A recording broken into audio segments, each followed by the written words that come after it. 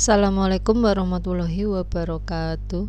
Selamat datang kembali di mata pelajaran farmakognosi. Untuk materi kali ini kita akan membahas tentang fruktus, yaitu buah.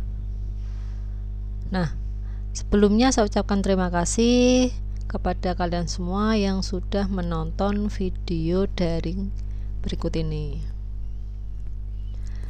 Nah, adapun Simplicia buah yang akan kita bahas itu ada 23. Nanti kita bagi dalam 3 bagian. Untuk bagian pertama itu 1 sampai 9. Kemudian bagian kedua dari nomor 10 sampai nomor 17. Kemudian bagian 3 itu 18 sampai 23. Nah, kita masuk ke bagian pertama saja, yaitu ada 9 Simplicia fructus yang akan kita bahas, yaitu mulai dari Amomifructus, Anisifructus, Brucefructus, kemudian Capsicifructus, ada Capsicifructescentis fructus, Copticifructus, Coriandrifructus, Cubebefructus, dan Cuminifructus. Kita langsung saja masuk ke pembahasan Simplicia yang pertama, yaitu ada Amomifructus, merupakan nama Simplicia dari Capulaga atau biasa disebut dengan kapol atau Cardamomifructus. Nah, Capulaga ini berasal dari tanaman Amomum compactum. Disebut juga Amomum cardamomum atau Amomum capulaga. Capulaga ini berasal dari keluarga Zingiberaceae, memiliki zat berkhasiat utama berupa minyak atsiri, yaitu kandungannya sekitar 8%, di mana isi minyak atsiri utamanya itu adalah sineol. Fungsi utama dari Capulaga ini itu sebagai bumbu masak, kemudian bahan pewangi, carminativa, dan dibuat tinktur, cediaan tinktur, dimana untuk pemeriannya yaitu berupa bau khas aromatik dan rasanya agak pedas. Nah, bagian yang digunakan berupa buah yang masak atau yang hampir masak. Nah, buahnya seperti apa? Nanti kita lihat di slide berikutnya. Capulaga ini dipanen itu mulai tahun kedua dan ketiga, tergantung pada kondisi pertumbuhan rumpun atau ketinggian tempatnya. Umumnya hasil yang agak berarti itu baru diperoleh pada tahun yang ketiga. Buah sudah dapat dipanen.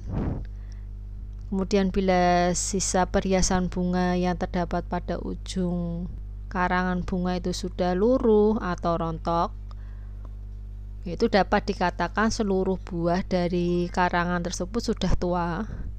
Kemudian ibu gagang karangan bunga dipotong dengan pisau tepat di bawah buah paling bawah. Nah, musim panen itu jatuh pada bulan menjelang dan selama musim kemarau, yakni bulan Mei sampai September. Di Jawa Tengah, bulan lainnya merupakan panen kecil. Jenis-jenis Capulaga ini ada 3. Yang pertama ada Capulaga merah besar, di mana kulit buahnya itu warna merah dan ketebalannya 2 cm. Ada Capulaga merah kecil, kulit buahnya warna merah, tebalnya 1,2 cm, dan Capulaga putih, kulit buahnya warna putih, atau biasa disebut dengan Capulaga kapur, di mana tebalnya 2 cm. Panen buah yang pertama dilakukan 3 tahun setelah tanam, jadi umurnya 3 tahun ya. Kemudian pemetikan buah dilakukan pada tiap 6-7 hari sekali. Disimpan dalam wadah tertutup baik. Nah, gambarnya seperti ini. Kalau kita lihat nyatanya, dia bentuknya kecil ya, paling besar ya sebesar kelereng, warnanya putih. Kemudian kita lanjutkan ke Simplicia buah yang kedua, yaitu ada Anisifructus yang memiliki nama lain buah adas manis, berasal dari tanaman asal Pimpinella anisum, keluarganya Apiaceae. Nah, buah adas manis ini memiliki zat berkhasiat utama berupa minyak atsiri yang mengandung anetol. Nah, kadarnya itu 80-90%. Kemudian selain minyak atsiri ada juga metil kafikol, anis keton, asetaldehida. Kemudian terdapat pula minyak lemak, zat putih telur, dan hidrat arang. Kegunaan dari buah adas manis itu digunakan sebagai obat mulas dan sebagai carminativa.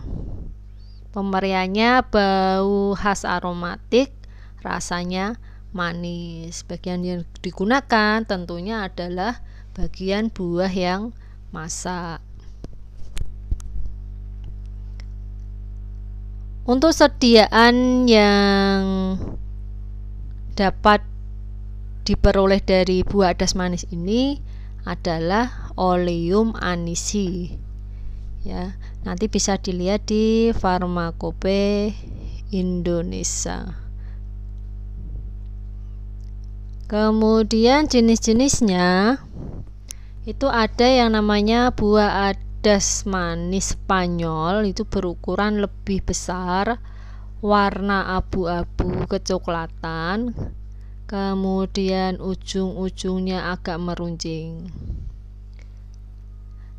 Ada juga buah adas manis Rusia.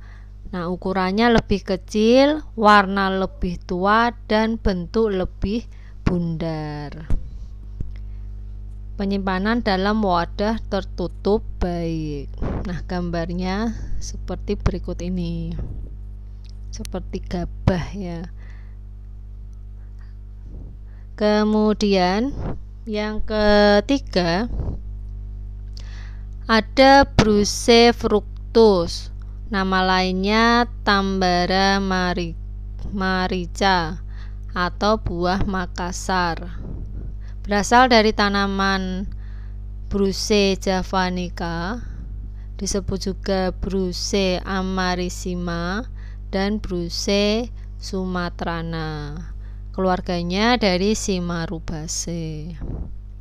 Adapun isi zat utamanya yaitu berupa minyak atsiri dan zat penyamak serta glukosida, brukamarin, bruseral, dan bruselin.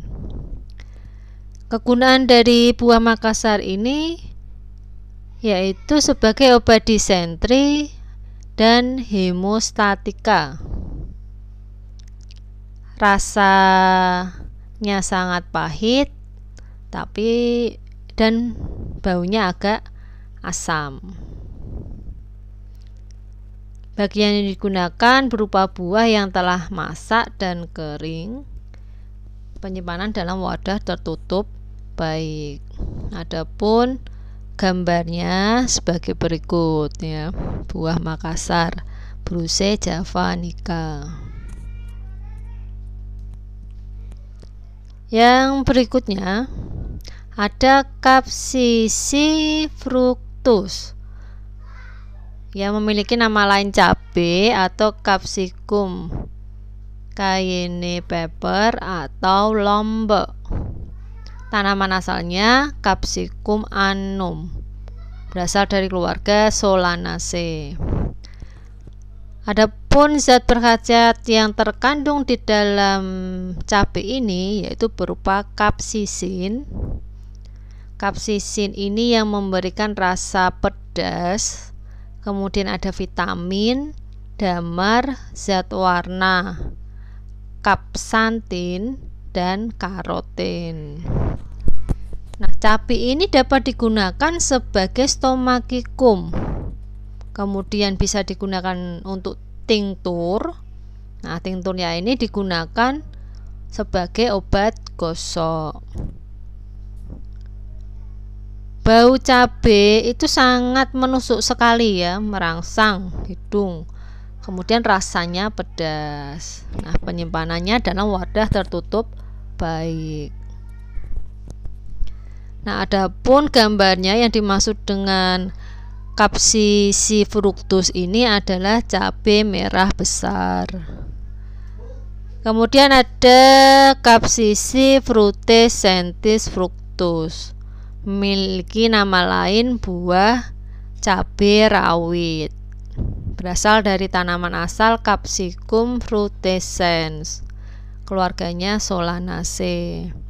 Nah, isi zat khasiat utamanya dari buah cabai rawit ini ada kapsisin yang tadi yang memberikan rasa pedas, kemudian ada vitamin C. Nah, kadar vitamin C dalam cabai ini besar sekali, bisa untuk mengobati sariawan. Kemudian ada damar, zat warna, kapsantin, dan karotin.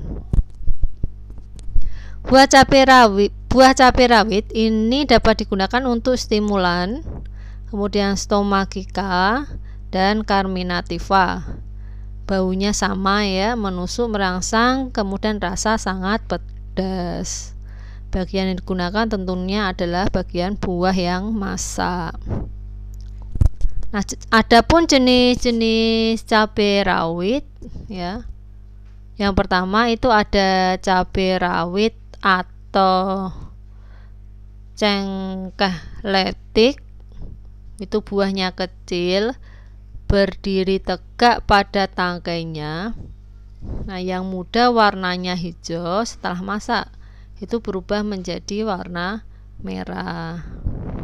Kemudian ada cengkeh domba atau cengkeh dobas. Buahnya lebih besar dari cengkeh letik. Yang muda berwarna putih, setelah tua menjadi warna jingga.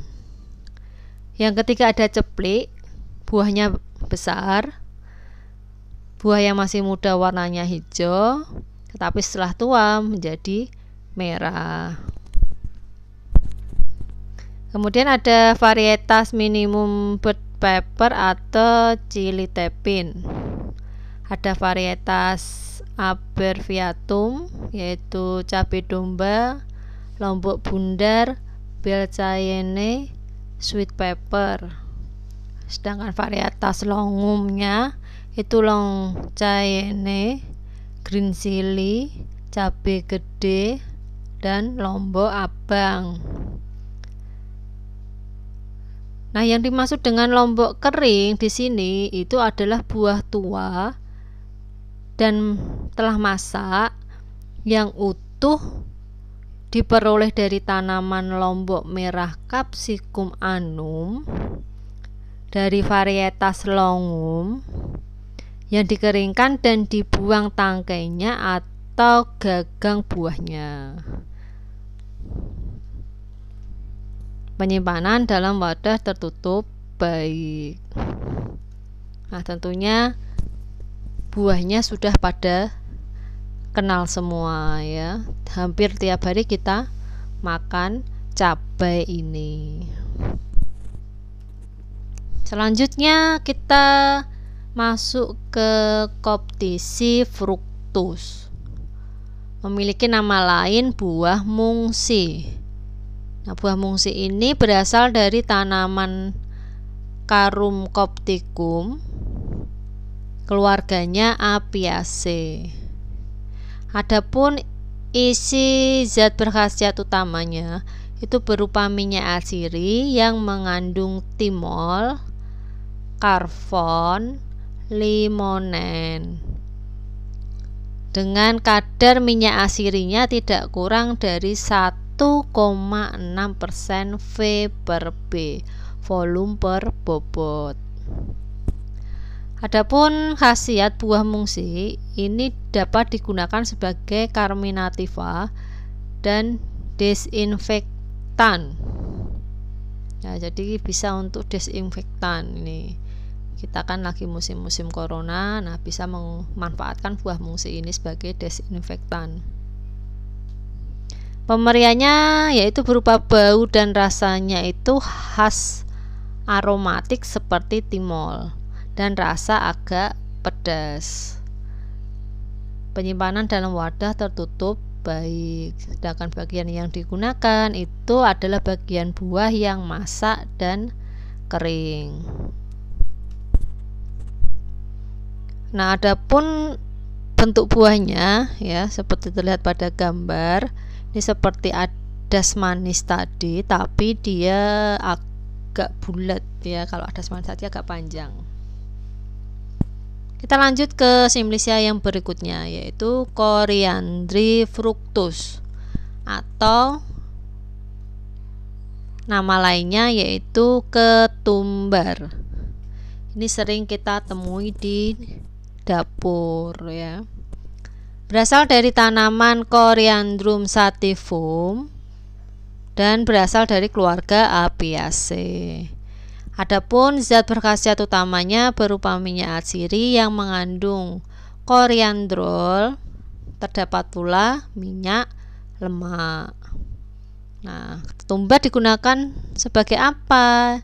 Nah, yang sering kita ketahui ya, ketumbar digunakan dimanfaatkan sebagai bumbu masak. Dapat juga digunakan untuk carminativa. Nah, pemberiannya buah yang diremas itu baunya aromatik ya, ada bau khasnya. Rasanya juga khas, tapi lama kelamaan itu rasanya pedas. Nah, biasanya ini sering dipakai dalam membuat menduan itu ya, tempe, untuk menggoreng tempe. Bagian yang digunakan itu berupa buah yang masak dan kering. Adapun waktu panen itu jika warna bijinya berbuah dari hijau menjadi coklat kuning pada usia 3-3,5 bulan dari waktu tanam. Nah, panen ini dilakukan dengan cara memotong tanaman atau mencabutnya. Tanaman diikat, kemudian dijemur selama kurang lebih seminggu. Kemudian bijinya dilepaskan dari buahnya dan dijemur lagi sampai kering. Penyimpanan dalam wadah tertutup baik. Nah, adapun yang belum tahu bentuk buah ketumbar seperti apa bisa dilihat di gambar. Kalau masih nggak jelas, silahkan ke dapur tanya ibunya. Kita lanjut ke simplicia yang berikutnya. Ada yang namanya QBB fructus atau memiliki nama lain buah kemukus. Berasal dari tanaman Piper cubeba, keluarganya Piperaceae. Buah kemukus ini memiliki zat berkhasiat utama berupa minyak atsiri, minyak cubeba, cubebin, piperin, dan minyak lemak. Kegunaan buah kemukus ini yaitu sebagai obat radang selaput lendir dan saluran kemih. Pemberiannya yaitu berupa bau khas aromatik, rasa agak pedas dan pahit. Bagian yang digunakan itu buah yang telah tua tetapi belum masak. Disimpan dalam wadah tertutup baik. Nah, buah kemukus ini juga ternyata banyak dipalsukan ya. dengan buah-buah dari Piper crassipes, Piper mollissimum, kemudian piper-piper yang lainnya, dimana bentuknya itu hampir mirip dengan buah kemukus. Buahnya seperti apa? Nah, ini buahnya ya hampir sama dengan mirip dengan merica juga. Kemudian yang terakhir, yang ke-9 itu ada Cuminifructus yang memiliki nama lain buah jinten putih. Berasal dari tanaman Cuminum siminum, keluarganya Apiaceae. Nah, buah jinten putih ini memiliki zat berkhasiat utama berupa minyak asiri yang mengandung kuminal dan memiliki zat berkhasiat berupa lemak. Adapun kegunaannya yaitu sebagai stimulansia, carminativa, dan stomagika. Pemberian yang bisa dirasa yaitu rasanya khas dan bau khas aromatik. Bagian yang digunakan buah yang masak dan kering. Nah, pemanenan yang dilakukan itu saat tanamannya mulai mengering, bijinya sudah tidak berwarna hijau tua lagi. Caranya dengan cara mencabut tanaman. Kemudian tanaman ini dijemur dan ditarik, dipukul-pukul dengan kayu agar bijinya itu terlepas dari buahnya. Nah, penyimpanan simplicianya dalam wadah tertutup baik. Nah, adapun bentuk buahnya, nah seperti ini ya, tertera pada gambar. Bagi yang belum tahu, nah ini bentuknya di zoom, diperbesar jadi kelihatan jelas, tapi aslinya kecil. Nah, mungkin sekian dulu presentasi penjelasan mengenai Simplicia fructus bagian pertama ini. Jika ada pertanyaan bisa langsung japri saja. Sekali lagi saya ucapkan terima kasih kepada kalian semua yang sudah menonton video ini sampai habis. Kiranya sekian dulu. Wassalamualaikum warahmatullahi wabarakatuh.